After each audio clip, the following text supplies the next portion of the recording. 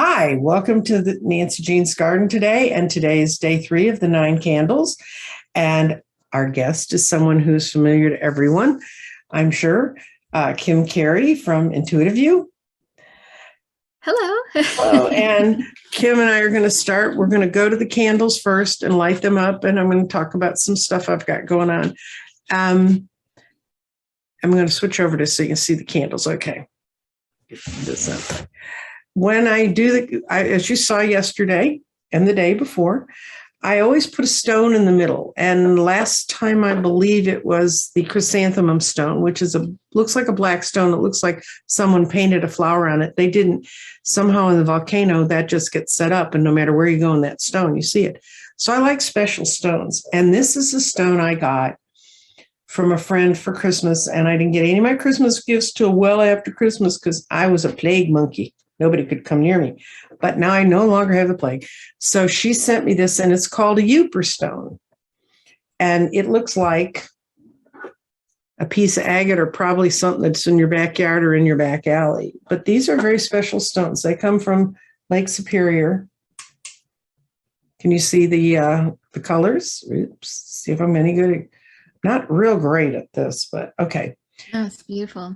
And a man found those. I wrote a note about it. It'll be in the below, and it only shows up when the black light's there. So for me, the analogy to what we're doing now is when we get in the right light, we see all the other inner parts of ourselves that we wouldn't normally be aware of. So for those of you who have not watched the 9 candles before, 9 candles are when it was originally a Chinese ritual to help people create abundance. And the way you can do this, if you just want to do it at home on your own, get 9 candles, light one a day.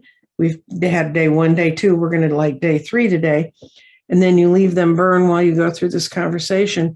But and what you do is you set an intention. And normally 9 red candles, especially with the red being the color of prosperity, would mean to bring in money and things. But for me, in this new year, 2022, we're starting at the full moon. We light these candles to expand our visions, to give and receive heart-centered love for understanding in the coming times of change.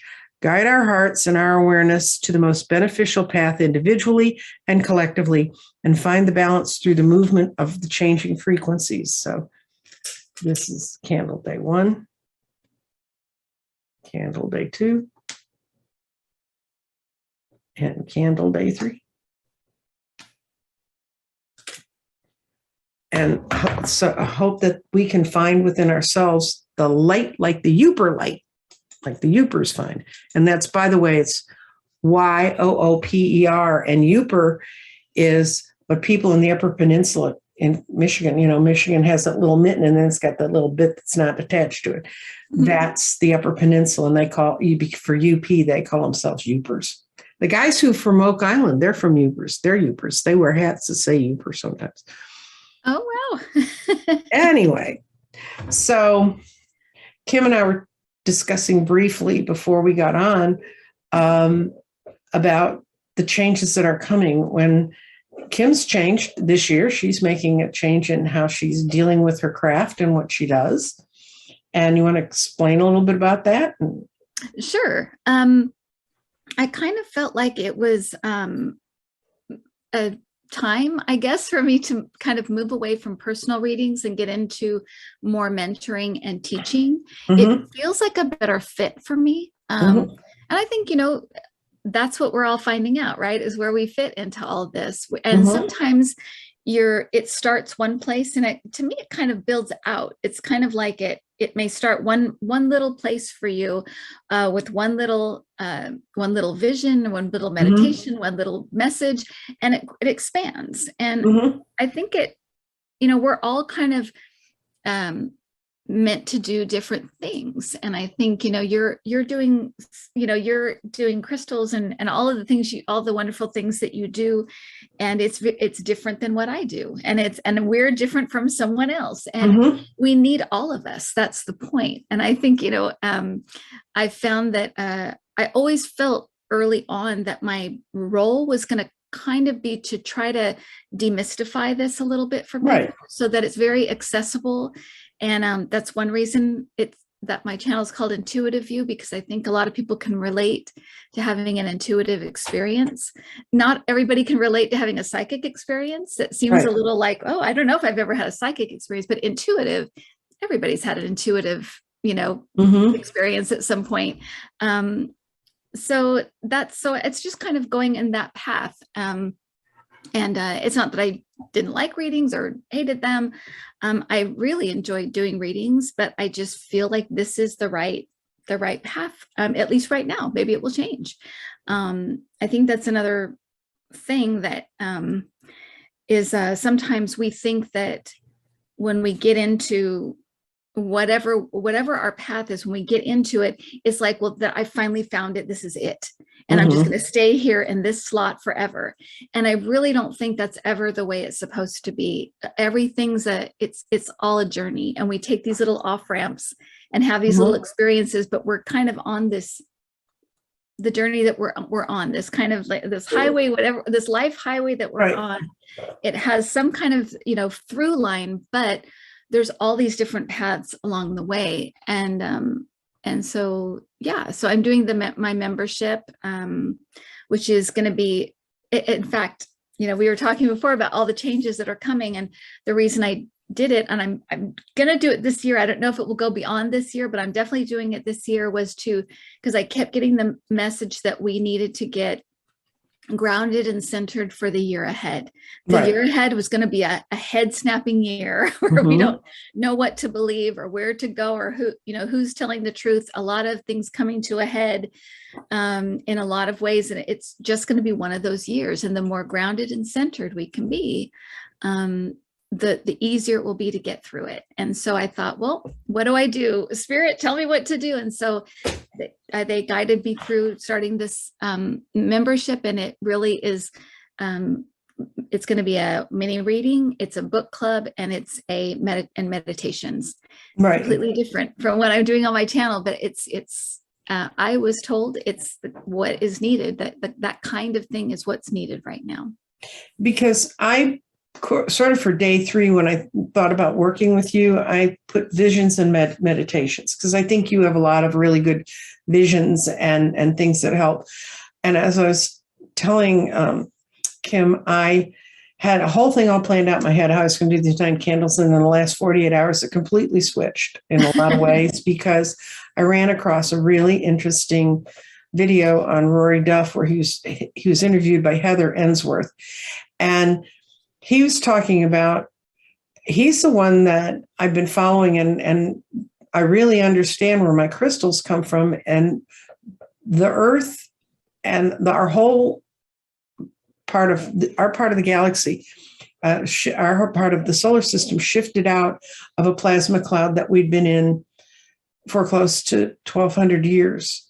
And every 1,200 years, just like we flow through other parts of space, we get into this space and we get a lot of subatomic particles affecting us.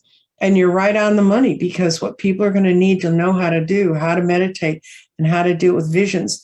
And one of the things he talks about is you have your own meditation that's, strengthen you and ground yourself.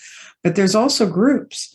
And he's developed a group, and the particular rabbit hole he lives in is ley lines, which is energetic lines that go around the world, and they connect power centers in the world, at like Mount Shasta and stuff. But it's absolutely fascinating when you listen to him talk about this, because he was talking about how he creates these groups, and there's some ley lines that are not in the right place. So they go and they concentrate and they move the energy. There's a way they do this. I mean, this is all, I don't do this, but he was talking about how each person in the group is an individual. And like what you're saying, everybody goes their own way and everybody brings their own talents in. And there's one guy who apparently can connect his solar plexus to the ley line and help him move it faster. Oh, wow. Yeah, and it's not a skill he knew he had. Anyway, Rory's going to have a whole website where we can all begin to create these groups, because we're all going to need them for the changes we're going through, because the subatomic particles are actually wearing down the magnetic field around the Earth. Not that the bad radiation is going to get in, but our poles have shifted wildly since 2017 when we started this shift. And the amount of radiation of certain kinds that is coming in from the sun has changed us. And all of that, I've been following it. And they've known that this happened every 12,000 years because they kept finding marks in the rocks 12,000 years ago, 24,000 years ago, 36,000 years ago, 48,000 years ago. And I found out about this through geologists before I knew it had anything to do with our world. But it's also when we have great shifts of consciousness. And so we're going into a big shift. And he said part of the polarity is if you're pulling the world that way, and they can see it when they're working with the lines, the ley lines, that the energy as it shifts makes each of us different. And some people don't want to go. And we have more than enough on the front page every day about people who don't want to go and don't, because he said, if you become aligned with this energy that's in the ley lines, that you will want to have empathy and sympathy and become part of the greater population. And he said, the only other option is to isolate yourself with other lower vibration energies. So the other thing Kim and I were talking about is I'm working on a way to teach people how to read their own personal vibrations with a pendulum, because it's one thing for us to say, oh, increase your vibration, and then just stick you out on the shelf and say, well, there you are.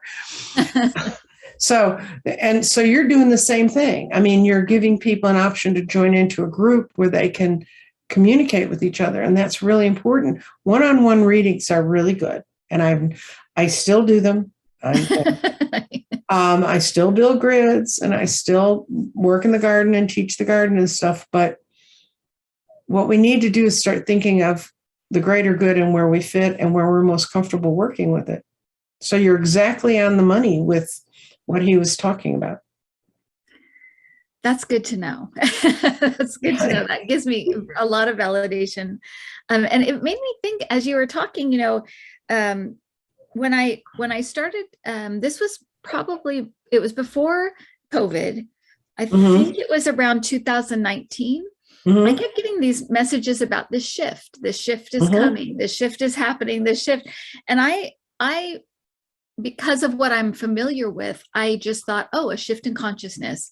But it sounds like it's not just that. It's a shift in it, like you said, the ley lines, the whole, the earth, the energy on the whole planet. It's a lot of shifting. It's not just that. And it's so interesting that the further we get into it, the more obvious it is that it's so much bigger. It's so much bigger.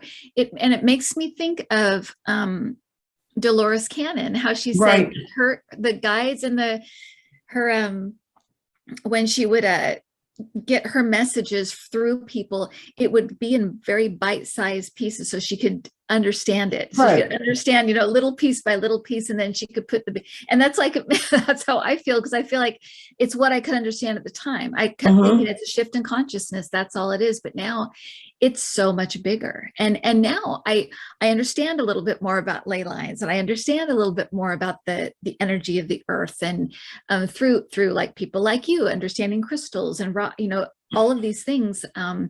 But it's a I do have to take things in bite-sized, little bits, because otherwise it would have been, I think, too overwhelming, or I wouldn't have understood it at all. I just would have been like, what is going on? What is happening? No, and I think that's what's happening is and the universe sort of strips us down a little bit at a time.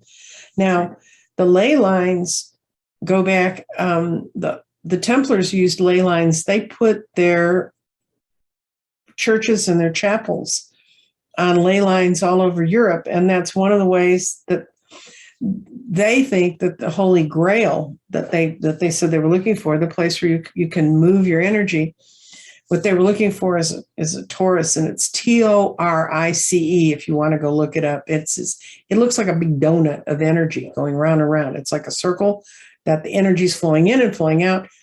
And if you get on top of the torus, there's one near Mount Shasta. There's one in Peru. There's one near the pyramids. But these are incredible. If you're sensitive, you walk in there and you go, whoa, you can feel this energy. And they chased it all over Europe. And at one point, some people that were following ley lines on the earth, they found this one ley line that took off and went into the Atlas Mountains. And they actually went to the Atlas Mountains because the message they got was so strong. And when they got in the middle of the Atlas Mountains, they found an unknown abandoned Templar fort. Oh, wow. And when they got there, they could do the dowsing. They find them with dowsing rods. That's kind of, and anyway, so this is fascinating stuff, and it's going to bloom and it's going to grow, and you're going to be in the middle of it. Isn't that fun? I was going to say it does make me understand why a lot of us wanted to be here for this time, even though it's very crazy. It's kind of wild. It's kind of the Wild West, but we knew there'd be all of this stuff happening, and how, as a spirit, how exciting to take part in all of this. So you can see, even though it may not, the day-to-day may be a different story, what we love about it, but you can see why we would have chosen to come back now and have this experience, and help usher this in. And the more open you can be, and the more loving and more caring, what I really mean this when I say to expand our visions and give and receive heart-centered love. I got another rabbit hole if you're looking for a rabbit hole. Danny chases, I know, more rabbit holes than anybody has. Heart math, which does the thing about the hearts, that our hearts actually have a brain in them, and it's actually a more efficient brain than our brain as far as instinctive things. And like people say, it felt like I get hit in my gut. Well, no, they actually got hit in the brain that's in their heart. And it was an unrecognized part of the heart in our culture until they started doing open heart surgery. And in doing open heart surgery, they actually disrupted this brain. And a lot of the people who had open heart surgery had some real adjustment problems coming back. And they thought it was the psychological effect of, your body was stopped and someone else was completely in control of you. And since it was mostly being done on type A middle-aged white guys, they would tend to not want to surrender that kind of control. But then they found out, no, that's not what it is, that there's actually ganglia, there's actually a brain on your heart. Your heart develops first when you're in utero. That's the first thing they can see. That's the first thing that happens. And this heart-centeredness is for real.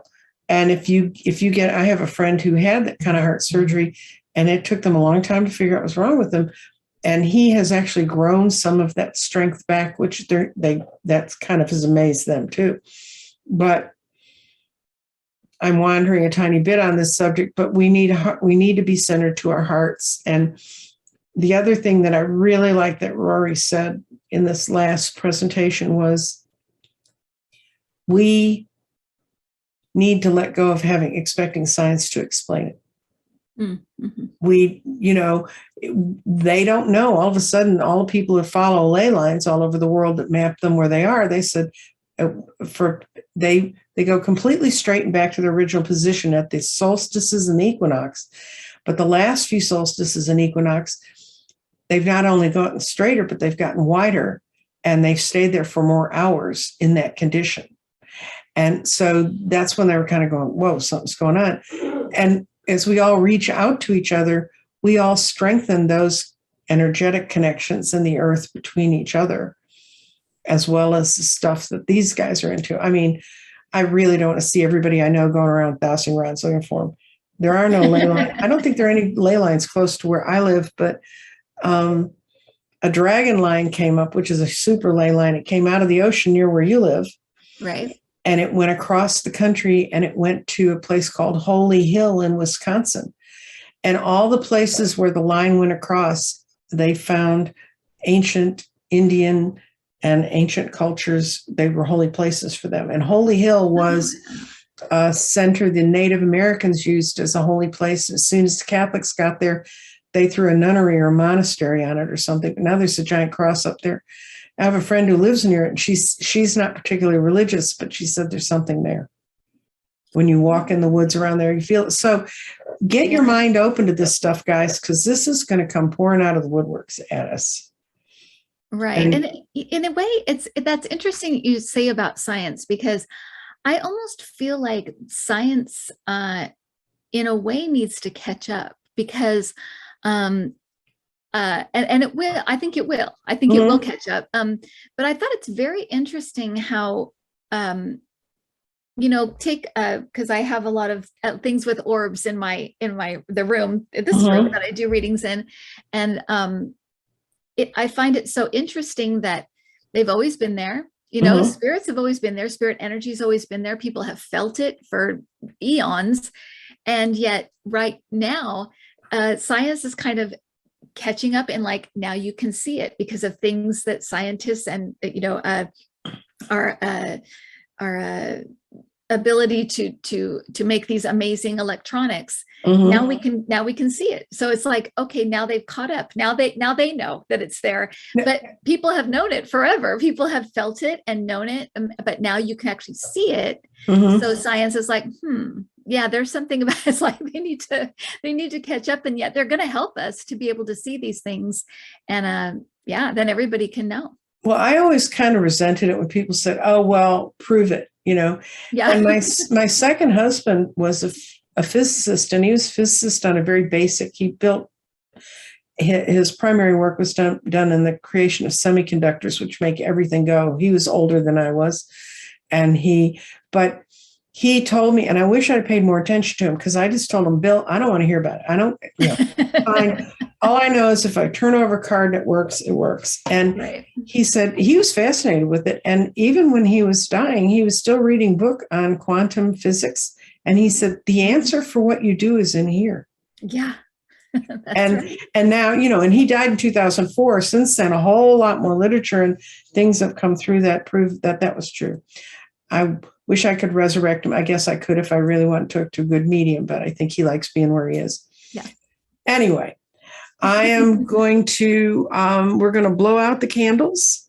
Did you have anything else you wanted to add? No, I just think this is an exciting time. I think we're all, as hard as it's been, as stressful as I think people have been through all of this, and all of the changes, loss, a lot of things like that. We're very blessed to be here. If you're still sitting here, and if you're here, we're so blessed to be here, because it's going to be something to see this. It's already been quite something, but it's going to be something to see all of these changes take place. And so that's all I wanted to add, is we're very blessed to be here, as hard as it is. We really are. And I would encourage anybody, if you can go take a class or something to help expand it. And especially, I've been in one of Kim's classes, and she didn't pay me to say this, and I paid for the class. But she had a class on intuition. And when I showed up, I can change my name on the thing, but I can't do much about the purple hair. And one of the women said in the second class, man, I thought I was in the wrong place when Nancy Jean was here. But what they didn't realize is what you teach and the intuition and the way you're talking about working with it. I can do that, but I always had a crystal. I had a card. I had a thing. I had a physical thing, because that's just what I do. That's how I work. Right. And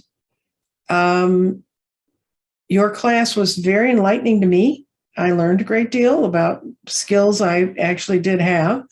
And I'm going to tell you, even if you open up a door, if you get there and you say, I don't like doing that, you can close it again. That's something I learned years ago. So I want to switch to the candles, and I want to encourage people to reach out. That's why I wanted Kim here. I want to talk about vision meditations for ourselves and collectively. And now we're going to go to the candles and blow them out. And I do this, Kim, I know it sounds silly, but people kept saying, I'm running through so many candles, and they weren't blowing them out. So I got to blow them out.